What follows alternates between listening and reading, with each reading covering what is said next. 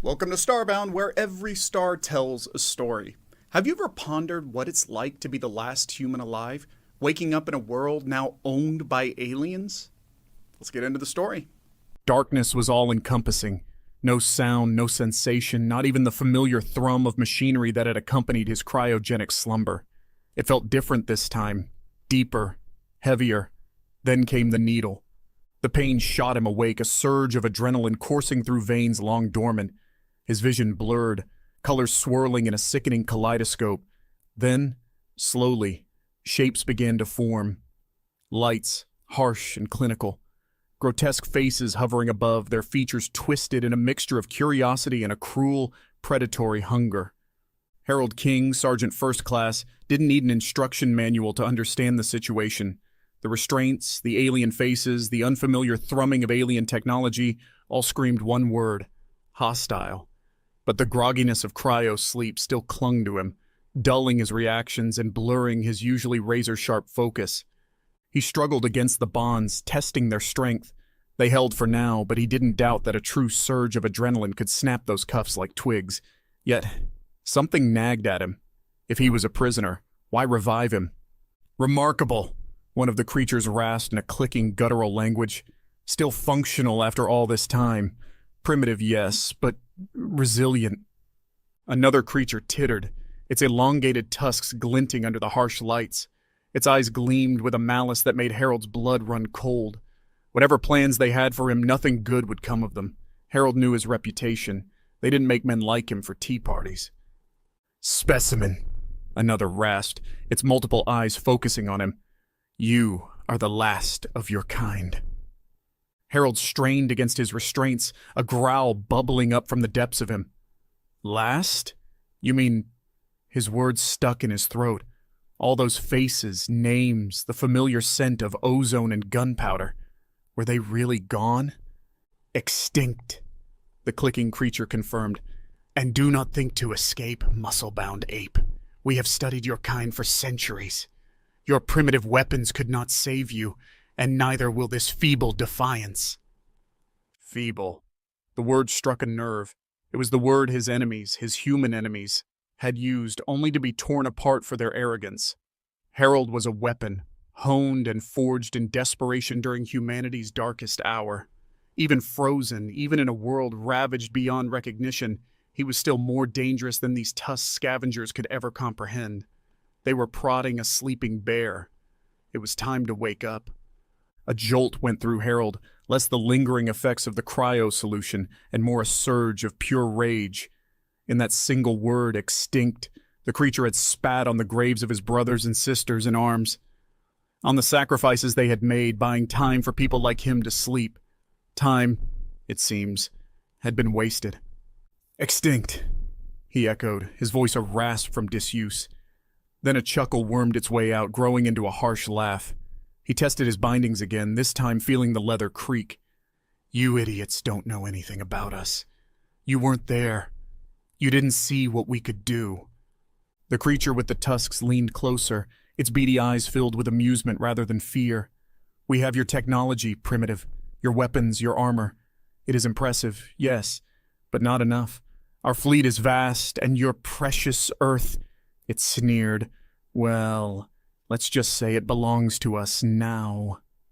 Earth. The word hit Harold like a physical blow. Home.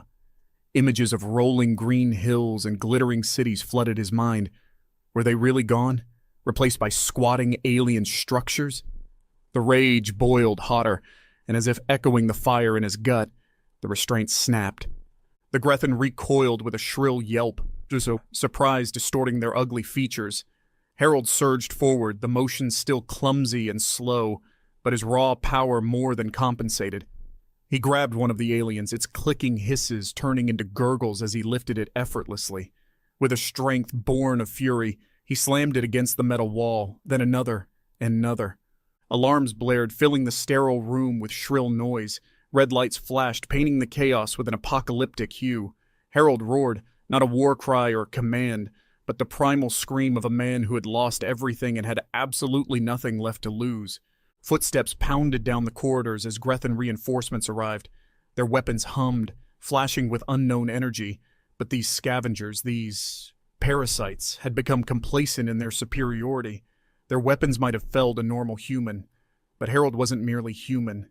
He was the distilled essence of humanity's desperate struggle to survive. A beam of sickly green light struck him in the chest. It stung, and he roared again, more in defiance than pain. He staggered but didn't fall. His eyes swept the chamber, seeking an escape route, a weapon, anything. He was a one-man army, fueled by the ghosts of the past, and he was just getting started. More beams struck him, some finding their mark, others intercepted by his flailing, thick-muscled limbs. He felt heat bloom under his skin, but it only pushed the fury up another notch. He was built for this. They had awakened a weapon they thought they could control, a prehistoric relic they could dissect and conquer. The Grethin, initially disoriented by this unexpected brutality, began to find their rhythm. They moved as a unit now, aiming, firing, but still they could not stop his relentless advance. With every step, bits of the sterile room yielded. A wall panel buckled under his fist, a console smashed into sparking pieces. These aliens, with their scavenged tech and their disdain for humanity, were about to receive a brutal education. One of the Grethin, bolder or perhaps more foolish than the others, tried to tackle Harold. It was a laughably futile maneuver. He caught the creature mid-leap, its wiry body snapping with sickening ease. With a roar that rattled the room, he hurled its corpse into the advancing horde, scattering them like bowling pins. They hesitated, re-evaluating. Harold used the momentary lull to scan his surroundings. There, amidst the chaos he had wrought, was a rack of confiscated weapons. They were not human, but they were weapons nonetheless. He charged, thick arms shielding him from further blasts, and reached the rack. The weapons were unlike anything he knew, their design a twisted mix of organic curves and cold metal. Instinct and experience took over. He hefted one, feeling its unexpected weight distribution, its humming core. This wasn't a gun, it was something more potent. Its energy pulsed against his palm like a malevolent heartbeat. A trio of Grethin, having recovered their nerve, charged him. He leveled the alien weapon. A searing beam of light burst forth, not the neat laser blast he had expected, but a wild, arcing torrent of energy.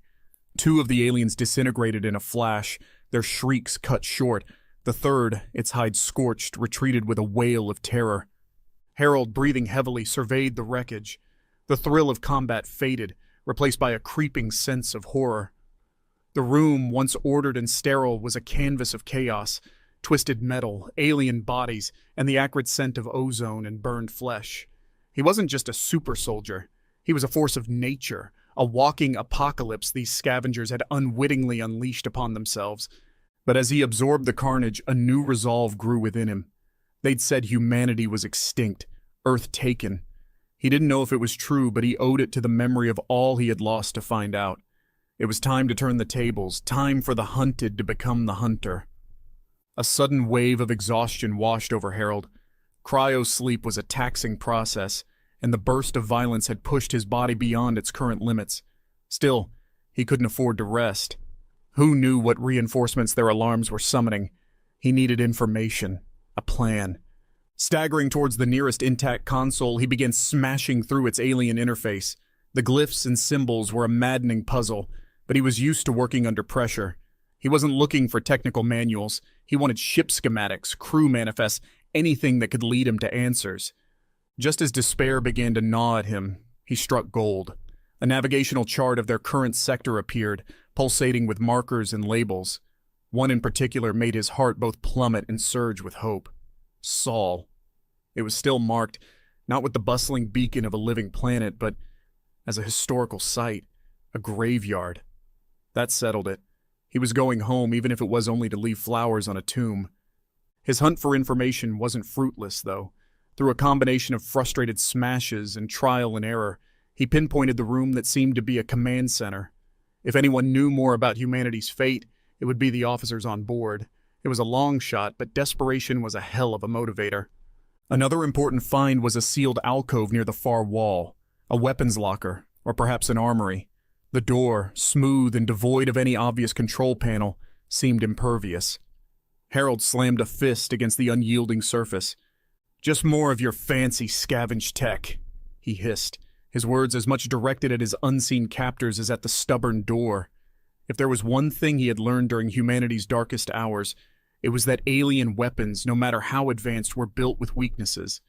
The weapons in the alien ship were designed for creatures with multiple appendages, thinner fingers, and a different physiology, meant to be wielded gracefully, not with the brute force that was his hallmark. He scrutinized every inch of the door, not looking for a hidden sensor, but for a structural flaw he could exploit. Then he saw it. A barely noticeable line, a hairline fracture along the bottom edge of the door. Had their scavenged goods been damaged during transport? Or perhaps there was a maintenance access point they thought well hidden, a chink in the armor of their arrogance. Harold pressed a finger against the seam, applying pressure. Nothing. Fueled by adrenaline and stubborn defiance, he slammed his shoulder into the door. It buckled slightly, giving him a flicker of hope. He struck it again and again, the impact jarring his aching muscles. Finally, with a groan of protesting metal, the seam widened, and he managed to pry his fingers inside. He pulled with all his might, and the door screeched in protest, eventually tearing loose with a rush of pressurized air. The armory was a treasure trove, not of human weapons, sadly, but of scavenged gear gleaned from fallen enemies of the Grethan. There would be something here to even the odds, if he could only figure out how to use it. Time was no longer his ally. The echoes of his rampage surely reverberated through the vessel. He could almost hear the boots of converging Grethan forces racing to intercept the escaped specimen. He wouldn't get another chance like this.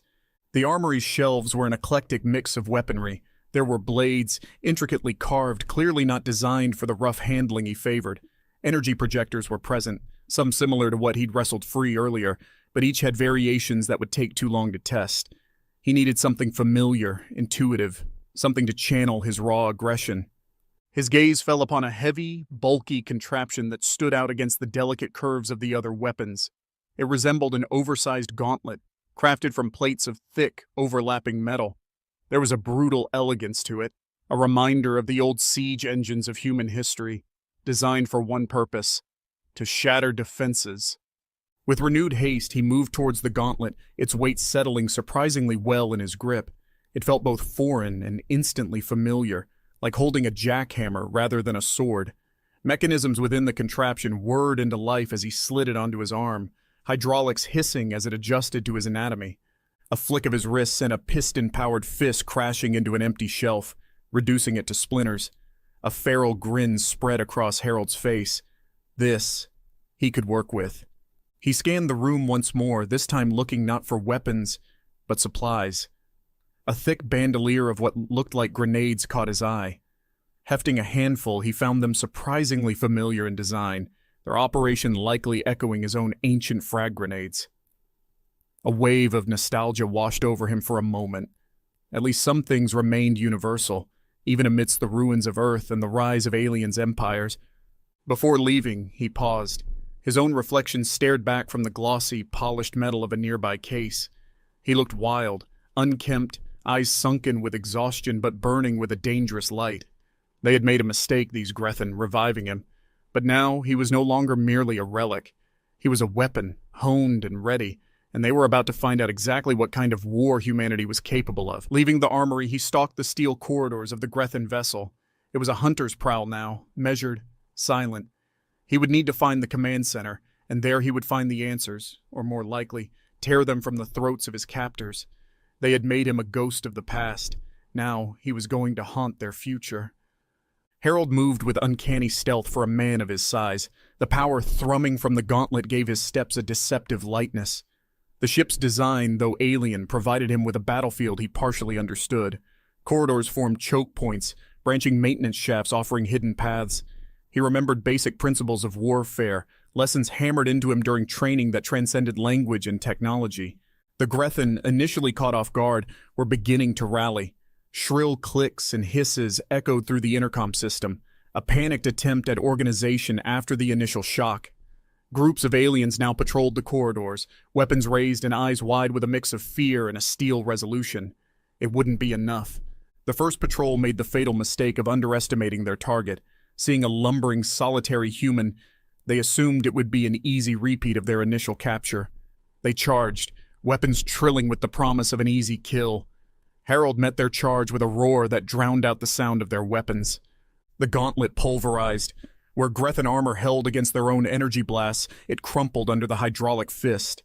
Bones snapped, bodies flew like they were swatted by an angry giant. The survivors, their bravado shattered, turned and fled. Harold didn't pursue. There was no need. That display of power would ripple through their ranks, spreading terror with far more efficiency than any chase he could manage.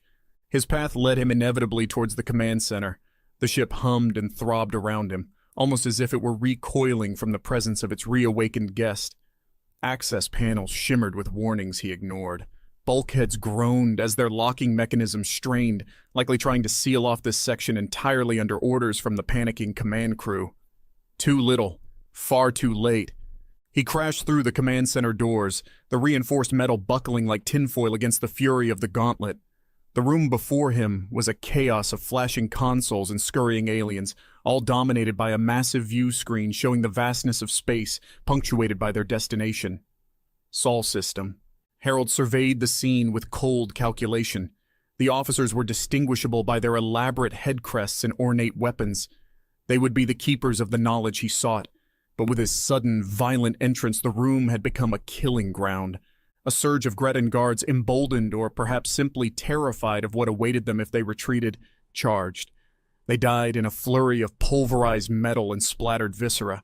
The gauntlet wasn't a weapon of precision. It was an instrument of annihilation. With the immediate threat neutralized, the command center was an island of terrified confusion. Grethan officers huddled behind overturned consoles, their clicks and whistles replaced by whimpers and desperate attempts to scramble away from the carnage. Harold advanced, his footfalls booming against the floor, each step punctuated by another dying alien. He stopped before a creature larger than the others, its head crest gleaming with oily sweat. It held a strange, ornate device, a weapon far more intricate than those of the dead guards. Harold assumed this was the captain, or whatever equivalent commanded this vessel. It raised its weapon, shaking. "Wait!" It rasped in unexpectedly passable English. "Stop. Please. We can talk." Harold paused. He hadn't expected that. Perhaps this was the break he needed, a source of information far more efficient than tearing it from a corpse. He lowered his guard, the gauntlet's hum subsiding as the pistons relaxed. "Talk?" he growled, his voice still strained and rough. "Start with this. What happened to Earth?"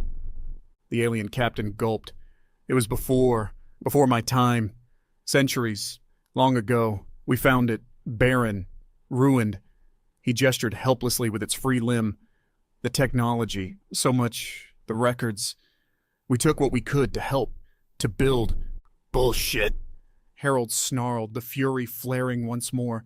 "You vultures picked my planet clean." Fear gave way to a strange glimmer in the Grethan's multifaceted eyes. "Not clean. You, specimen. Your kind. We found capsules, cryo, thousands, millions maybe. But only you were functional." This time it was Harold who went still. Millions.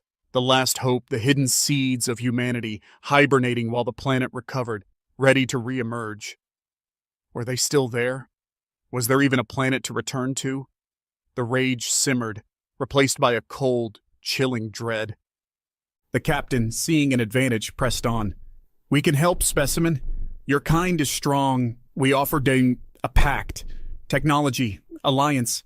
We found worlds suitable. Can bring more of your kind. Start again." Harold weighed the alien's words. A lifeline, a temptation, and likely a trap. But with Earth's fate uncertain and the potential of others surviving, he couldn't afford to dismiss any option, no matter how unsavory. "Let's hear this proposal of yours," he said slowly, keeping the gauntlet primed but at his side. The war was far from over. It had simply moved into a new, even more dangerous phase. A shaky calm descended upon the command center. Bodies of dead Grethan littered the floor, a defying testament to Harold's capability for destruction.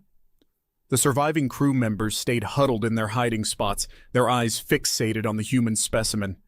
The captain, its arrogance now replaced by a cautious, desperate pragmatism, stood a few paces away, a strange kind of negotiation table. "Firstly," the alien rasped, "you must cease this rampage. My crew, they are needed to pilot this vessel, to bring us," it swallowed, "to suitable locations." Harold studied the creature. This wasn't merely surrender, it was a calculated risk.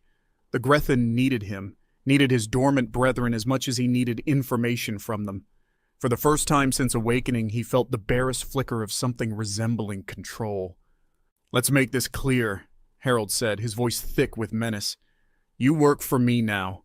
One order disobeyed, one sign of treachery, and your precious ship and everything on it becomes space dust. Understand?" The alien captain gave a hesitant nod. Its eyes shifted around the room, likely assessing the damage, calculating their chances. Harold knew the Grethin were cowards at heart.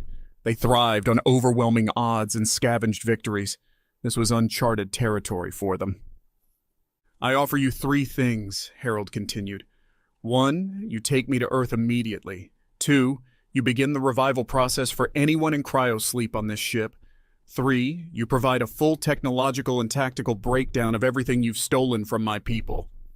A flicker of surprise, maybe even fear, crossed the captain's features. "Revive, but they may be like you. Dangerous." "That's my problem," Harold cut in. "And you underestimate how dangerous I can be if you don't do exactly as I say." The alien hesitated, but only briefly, the potential benefits of compliance outweighing the perceived threat. "Very well, specimen. We will comply. For now." The last word hung unspoken, a promise of future conflict that Harold wasn't naive enough to ignore. This alliance was a fragile, potentially poisonous thing, but it was his only chance, and for the sake of humanity, extinct or hidden, he'd dance with the devil himself. With a curt nod, Harold signaled his understanding. He was no admiral, but he understood command structure. "Get your crew back in order. Set course for Earth, and I want those cryopods prepped, now." The Grethin officers emerged from their makeshift bunkers, clicking out hesitant orders. This ship, its crew, its plundered technology, these were now his tools. The hunter had become the hunted, and Harold intended to squeeze every bit of information and advantage he could from them before the inevitable moment when this alliance would shatter, likely in a storm of blood and fire. But for now, there was a faint flicker of hope.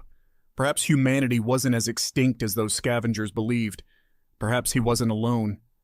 The Grethin ship shuddered as it changed course, the distant blue and brown planet that was Earth, growing larger in the view screen. Harold watched, a storm of conflicting emotions battling within him. Excitement warred with trepidation, and beneath it all thrummed an icy cold realization that Earth had changed. He'd barter with vile aliens. He'd even fight alongside them, if it meant a slim chance for the survival of his people. The command center, once a bastion of Grethin arrogance, was now transformed. Dead were cleared, stations were manned by a mix of fearful Grethin and grim-faced humans. It wasn't many, just a handful of super soldiers like Harold revived from their crystalline tombs. Rough around the edges, still weak from cryosleep, but in their eyes burned the familiar fire that had carried humanity through its darkest hours. They were a motley crew, men and women from different eras of the last great war. There was a pilot, her fingers dancing over an alien console with surprising dexterity, a tactician studying star charts, muttering strategic possibilities, and a hulking demolitions expert inspecting the Grethin armory with unconcealed glee. It wasn't an army, not yet, but it was a start. Harold, utilizing his superior strength and the fear his rampage had instilled, began to impose order. He wouldn't let these precious few be squandered as they were meant to lead, not merely be shock troops. He began with simple tasks, building teamwork, restoring a military mindset. Earth's fate was still unknown, but if there was a battle to be fought, they would be ready. Technology was both a gift and a curse. His soldiers, veterans though they were overwhelmed by the Grethin weapons and ships. Harold himself struggled, but he saw potential, brutal potential, if they could master these alien systems. Their first goal was turning the plundered weapons of humanity against their captors. If and when this alliance fell apart, as it surely would, he wanted his team to be the apex predators, not bewildered prey. The Grethan captain, ever watchful, observed this transformation with growing unease. It understood the volatile fuel it had poured back into the dying embers of humanity. Yet it still clung to the desperate hope that perhaps these fierce humans could be controlled, their aggression turned outward. The galaxy was a brutal place, and a warrior race might give the Grethan the edge they craved. Days stretched into tense weeks. Earth grew ever closer, a scarred jewel against the black velvet of space. Reports from scouts sent ahead were hopeless. Ruins, massive craters, radiation signatures, all signs of a devastating war. But amidst the desolation, faint energy spikes flickered, proof that some human technology remained. Whatever he would find on Earth, Harold knew one thing. His war, humanity's war, was far from over. The ship breached Earth's ravaged atmosphere, the planet's wounded surface filling the view screen. Harold stood rigid, his eyes tracing the scarred landscape, seeking any flicker of familiar topography, of the world he had been created to defend. Yet, all he saw were desolate plains, skeletal remains of cities, and the ominous craters that hinted at a war fought on an apocalyptic scale. His soldiers had gathered behind him, a mixture of somber reflection and defiant fire in their eyes. It was clear that even the hardened veterans among them were unprepared for this level of devastation.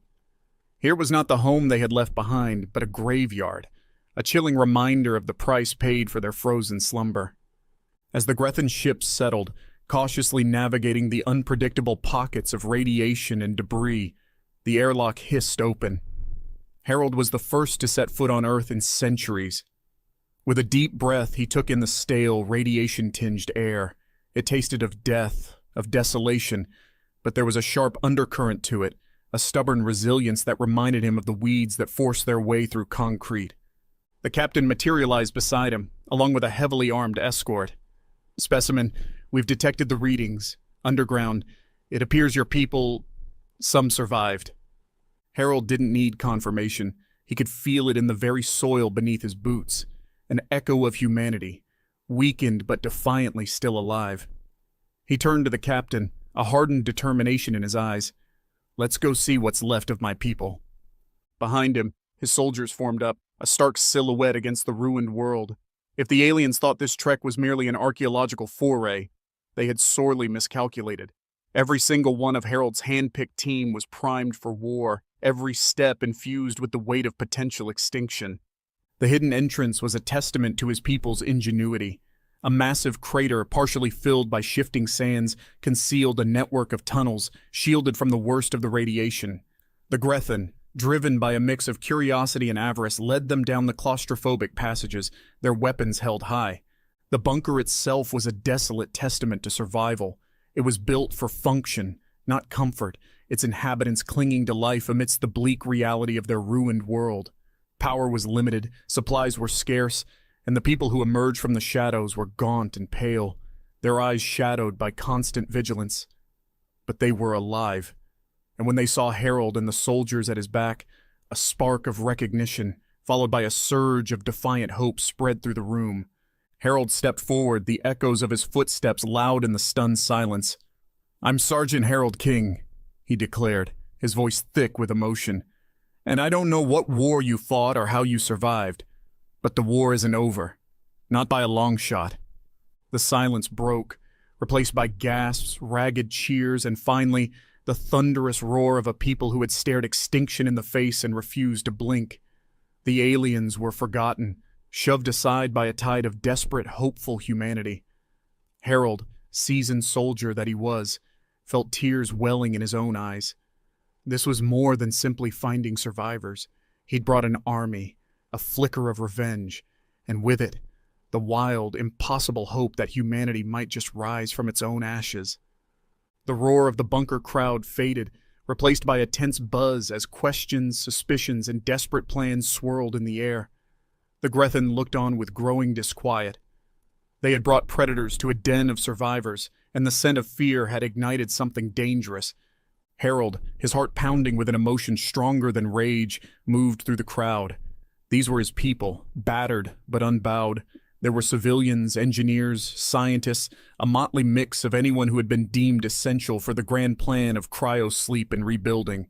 but the desperation in their eyes told him they had become fighters too. A woman, her face lined with both age and an enduring determination, pushed her way to the front. "Sergeant," she said, her voice surprisingly steady, "we knew the day would come when someone was revived, but—" She gestured at the Grethin. "Never like this." Harold nodded grimly. "Desperate times," he agreed. "Now I need the situation on the ground ASAP. What happened? Who are we fighting?" As the bunker's leader stepped forward to begin the briefing, Harold noted the Grethin were edging out. The captain, though clearly rattled, still carried itself with an air of predatory calculation. No doubt plans were already forming, the question now being whether escape or conquest would be more profitable. He signaled to his closest comrades, and a silent ring of wary soldiers surrounded the aliens, weapons half raised. The next hours were a whirlwind of grim reports. The war that had ravaged Earth was one of attrition rather than a single apocalyptic event. In humanity's absence, petty empires formed, squabbling for resources and technology. The Grethin were merely the most successful of these scavenging factions, but others existed like vultures picking at a corpse. Harold listened, his mind a battlefield as he analyzed the threats, the strengths, and the pitifully few resources left at their disposal. He was a soldier, not a politician, but even he understood the fragile nature of this situation. Humanity was a dying ember, and the Grethin were both kerosene and a stiff wind. "We have weapons," a grizzled engineer insisted. "Experimental ones, hidden away, never used because we didn't have the power, the manpower." He trailed off, looking hopefully at Harold and the soldiers. An unholy light sparked in Harold's eyes. "Not anymore, we don't," he muttered, the grin on his face more dangerous than a snarl. "Captain," he addressed the Grethin leader, feigning civility, "it seems our partnership will continue. Your crew will assist my people in utilizing these—" He paused for effect. "Weapons of mass destruction." Chaos erupted. The Grethin captain hissed and spat, but its weapons were no match for the hardened, desperate humans now surrounding them. The survivors of the bunker buzzed with a volatile mix of shock and grim satisfaction. They had dreamed of vengeance, but even the most optimistic among them hadn't dared picture this. As the Grethin were herded away, reluctantly put to work by humans with newfound steel in their spines, Harold finally let himself exhale. It was a gamble, a horrific one, but the flicker of hope that had been sputtering in the bunker was now ablaze. He would build an army, harness the fury of extinction, and make every damned scavenger in the galaxy regret the day they ever picked a fight with humanity. The war wasn't over. It had only just begun. The transformation was as swift as it was unsettling. The bunker, once a bastion of desperate survival, became a churning war machine. Grethin technicians, under constant armed guard, toiled alongside human engineers, their expertise grudgingly extracted. Experimental weapons, fueled by scavenged technology and a touch of mad science, were resurrected. These were not the refined, precise tools of humanity's prime, but cobbled together monstrosities, capable of both awe-inspiring power and unpredictable instability. Harold became both general and drill sergeant. He whipped the surviving civilians and scientists into fighting shape, the harshness of his methods tempered by their shared desperation. It was a brutal rebirth. Farmers learning to pilot strange vehicles scavenged from Grethin arsenals, researchers becoming deadly bomb technicians, all bound by their iron will to not simply survive, but to dominate. The Grethin grew increasingly uneasy, their initial superiority dissolving in the face of humanity's single-minded fury. Every day more of their crew defected, disappearing into the bunker's shadows, their knowledge adding another sliver of advantage to Harold's growing arsenal. The captain made threats, veiled and otherwise, but Harold merely smiled chillingly, showcasing a devastating new energy cannon that turned a practice target into a molten crater. The first strike, when it came, wasn't an invasion or an interstellar battle, but a heist. Harold's hand-picked squad, utilizing their enhanced strength and a lifetime of combat experience, infiltrated a minor Grethin outpost. Their target wasn't mere destruction, but information. The team swept through with ruthless efficiency, leaving a trail of dismembered aliens and shattered consoles in their wake. They returned with treasures more valuable than gold, There were detailed schematics of Grethan vessels, communication frequencies, and best of all, a star map pinpointing other scavenging operations in nearby systems. It was a starting point, a way to turn hunters into prey. Within weeks, Harold launched his counteroffensive. It was not a glorious charge, but a series of brutal, targeted strikes. Small, human-crewed ships, armed with prototype weapons of terrifying power, slipped into weakly guarded systems. Enemy outposts were reduced to glowing rubble, supply depots vanished in blinding flashes, and stolen vessels were reclaimed. Each victory was a needle to inflate humanity's broken spirit, a grim overture to the apocalyptic symphony yet to come. Panic coursed through the Grethan Empire. The apes, the primitives, were not merely fighting back. They were fighting with intelligence and an unnerving savagery. Reinforcements were scattered, communication lines sabotaged, and fear bloomed amidst even the most hardened Grethan. Harold was both orchestrator and blunt instrument in the unfolding war. He led from the front, utilizing his monstrous power alongside the terrifying weapons his people had built. But he was also a strategist now, dissecting intercepted intelligence reports, identifying weak points in the enemy's scattered empire. He saw the potential for fracturing their alliances, for turning rivals into enemies, and turning the tide of war with not just force, but cunning. The turning point was the liberation of a human labor camp. The Grethan, caught off guard, were overwhelmed by an army of enraged, heavily armed escapees led by Harold himself. The carnage was gruesome, a tide of human vengeance fueled by decades of oppression. From that moment on, the war shifted. It was no longer scavenger versus scattered survivors, but species versus species, a fight for dominance that would shake the stars. The war raged on, a brutal, unforgiving dance of desperate tactics and horrific ingenuity. Humanity, once on the brink, was ascendant, their spirit unbreakable. And leading the charge was Harold, not merely a soldier nor a relic, but a symbol, the embodiment of humanity's refusal to fade into oblivion. Years bled into each other, and each skirmish, each raid, and each brutal, calculated strike carving deeper scars onto the face of the galaxy. Harold King evolved from soldier to commander, then something more, a figure of both terror and inspiration, a creature of myth as much as flesh and blood. Whispers of the undying or the demon of Earth rippled through human forces and chilled the hearts of their enemies. The war took its toll. Each victory was purchased in blood. Soldiers he'd trained from civilians fell in fiery blasts. Experimental weapons backfired with horrifying results. His once small band of cryo-revived soldiers were ghost, their number dwindling with every campaign. The woman who had first briefed him was gone, a tactical miscalculation he would forever carry like a stone in his gut. Yet, humanity pushed forward. The Grethan, once complacent, were now a terrified, cornered beast. Harold exploited their fear, turning it against them. Ambushes, disinformation, and attacks on vital infrastructure shattered their morale. Each intercepted communication crackled with desperation, their rigid chain of command fracturing under the strain. Yet the Grethan fought with the ferocity of a species facing extinction, and in the vacuum of their dwindling control rose new threats. Smaller, opportunistic scavengers sensed weakness, eager to snatch a piece of the dying empire. New weapons of terrifying lethality appeared on the battlefields, likely fruits of some desperate alien bargain. Harold faced a war on multiple fronts. He sent out his best, the ones who had survived the bunker in the initial onslaught, to forge alliances of necessity. Former foes became cautious comrades bound together by a greater fear. Information was traded like precious currency, and old battle lines were redrawn. The humans were no longer the underdog, but their fury was tempered by a cold understanding of the galaxy's ruthlessness. The pinnacle of this fragile new order was the siege of the Grethan homeworld, a once unimaginable feat and a gamble bordering on madness. It was a monstrous coalition of former enemies, bound by shared desperation.